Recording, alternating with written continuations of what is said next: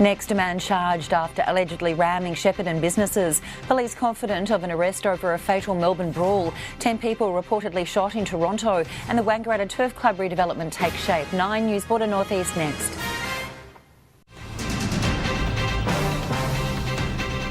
Tonight, a 17-year-old boy arrested over the death of a teenager in a Melbourne high-rise. A 31-year-old man arrested after allegedly ramming vehicles and businesses in Shepparton overnight.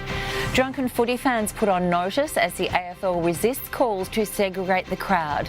Rutherglen Police on the move with demolition work set to make way for a new station. Wangaratta Turf Club's $9 million redevelopment takes shape. And a devoted dad side by side with his boys to honour their late mum. This is 9 News Border Northeast with Joe Hall.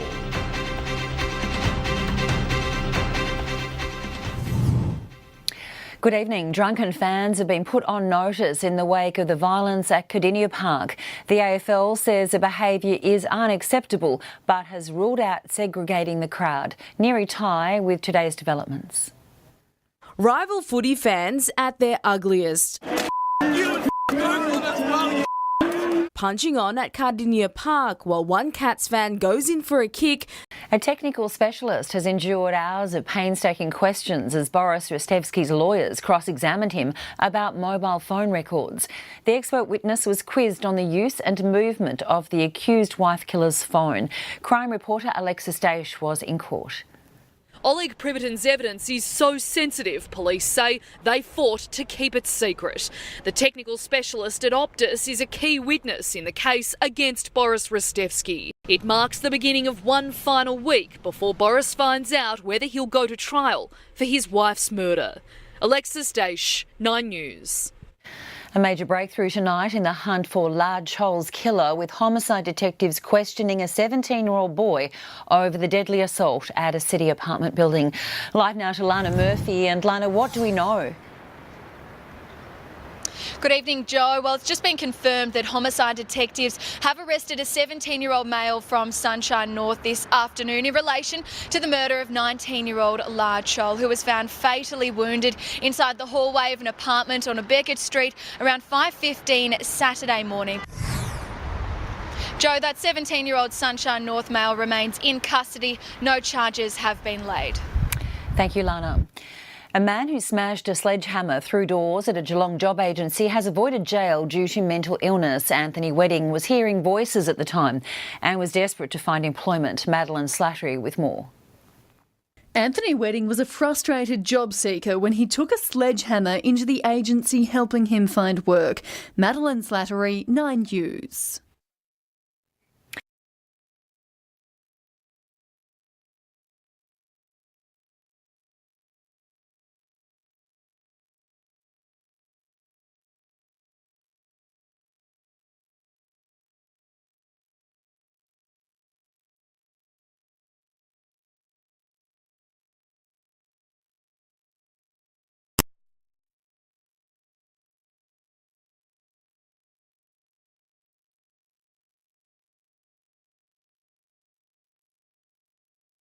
His evidence will assist in tracking down the offender. Isabella Staskovsky reports. CCTV shows the man walking into the Morwell KFC just after 2 p.m. yesterday. It's believed he was carrying a knife in his bag. Isabella Staskovsky, 9 News. The Liberal Nationals say a specialist squad is needed to crack down on livestock theft in Gippsland, pledging to tackle the crime if elected in November. But the Andrews government maintains police numbers are sufficient and already fight livestock-related crime. Rhiannon Down reports. Thieves didn't leave any trace when they got to work at Andrew Harmon's South Gippsland farm. We couldn't see where they'd been out. We couldn't see any entry whatsoever, so we assumed they'd gone through the yard. Leongatha police are investigating a robbery at the town's Bruce Street Aldi supermarket around 4 p.m. Friday afternoon. Police say the man left with a trolley full of items without paying. A gentleman's entered the supermarket in Bruce Street in Leongatha, and he's collected a whole trolley load of groceries, including alcohol, groceries and a generator. Police are appealing for anyone who may have seen the man to contact Crime Stoppers. Now let's take a look at the average low price of fuel in Traralgon tonight. A Labor frontbencher has declared Bill Shorten will remain leader even if the party loses 2 seats in the Super Saturday by-elections. Political editor Chris Uhlmann says it's a measure of how high the stakes are, with both major parties pledging millions to the campaigns in Queensland and Tasmania.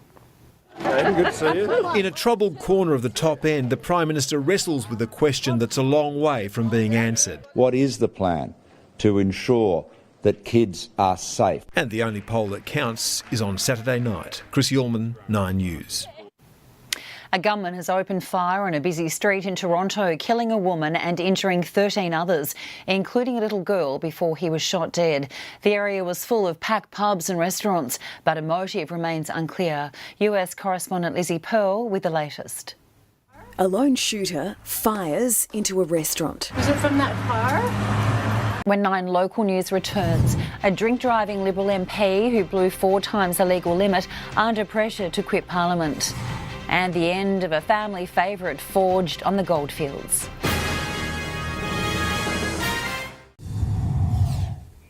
Two drivers remain in hospital after a cattle truck and a hazardous materials truck collided at Taradale last night, causing the Calder freeway to close.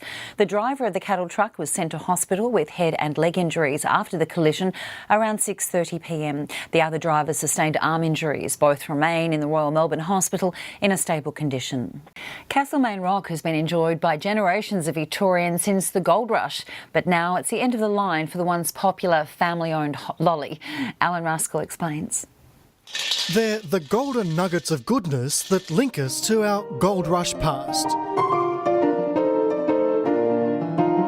But after 165 years, Castlemaine Rock in the distinctive yellow tin is no more. Now here's Alexandra Keefe with the weather details. Good evening, Joe. It was a very gusty day in southern and eastern parts of the state. Mount William in the Grampians was one of the windiest spots to be, with speeds of up to 106 kilometres an hour. And a severe weather warning is out tonight, with alpine areas expected to get very blustery indeed. Tomorrow, a cold front is set to deliver showers to western districts. Then that band of rain will make its way to East Gippsland throughout the day. But Joe, I'll have more details for you later. Thanks, Alex. When we return, the $2 coin gets a new look ahead of Prince Harry's Passion Project. The tiny home and land packages billed as an answer to Melbourne's housing squeeze. And nature in all its glory as National Geographic celebrates its history in Melbourne.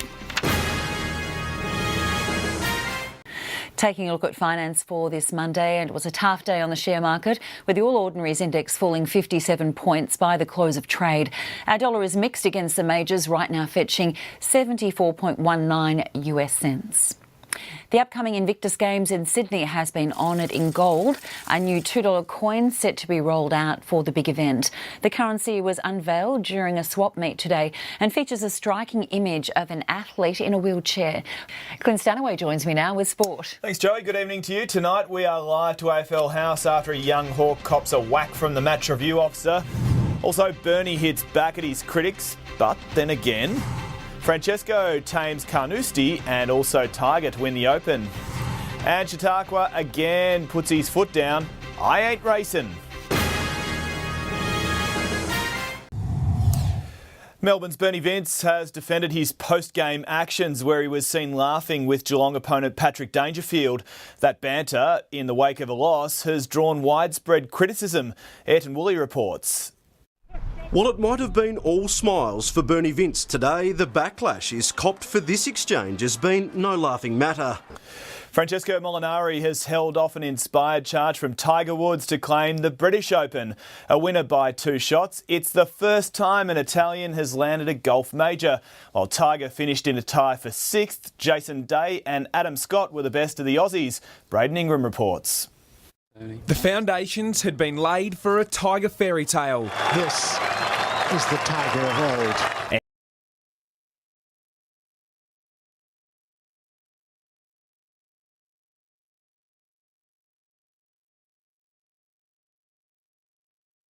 But admits he's dreaming of a premiership. Alexandra Zatzamarkis reports.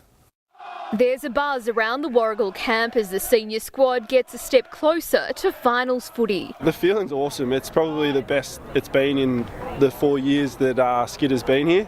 Yarram remain undefeated this season following a 103-point win against Glengarry. But with 3 games still to go, Captain Trek Davis says overconfidence could be the team's biggest trap. Isabella Stashkovsky reports.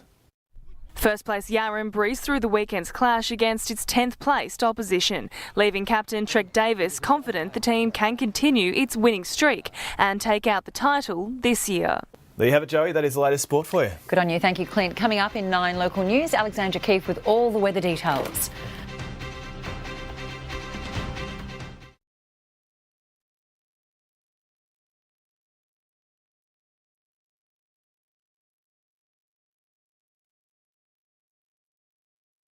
-13 in the afternoon.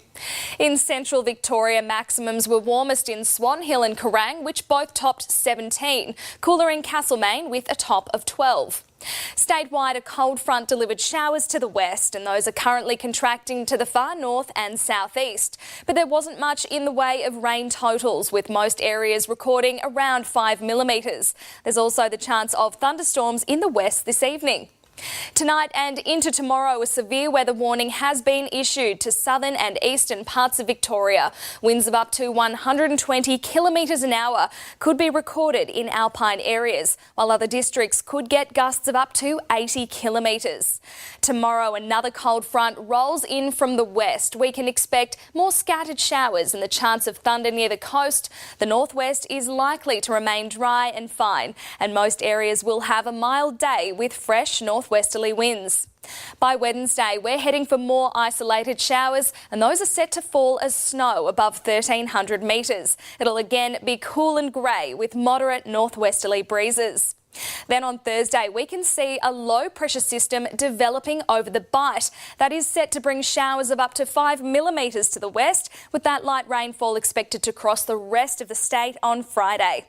In our capital cities, Brisbane is the place to be with a sunny top of 25, 16 in Adelaide with showers and 20 in Perth.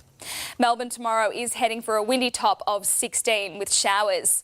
Statewide maximums tomorrow are looking varied, 16 in Geelong with some rain and then very fine, and 20 in Mildura.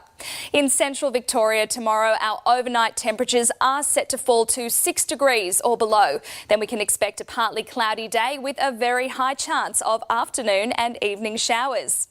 19 and very pleasant in Swan Hill tomorrow, then 16 and overcast on Wednesday. A bit of wet weather on Thursday and a top of 20, then down to 14 with more rain on Friday. Clearing by Saturday, but light drizzle on Sunday. Showers for Bendigo as well, 15 with 5 millimetres tomorrow, then briefly clearing on Wednesday and 15 again. Light rain on Thursday and 16 degrees, down to 13 on Friday. But we'll get a bit of sunshine by this time next week, Joe, and it's great to see those showers. That's all for tonight. Have a lovely evening. Thanks, Alex, and that's 9 local news for this Monday. I'm Jo Hall. Thank you for joining us. Good night.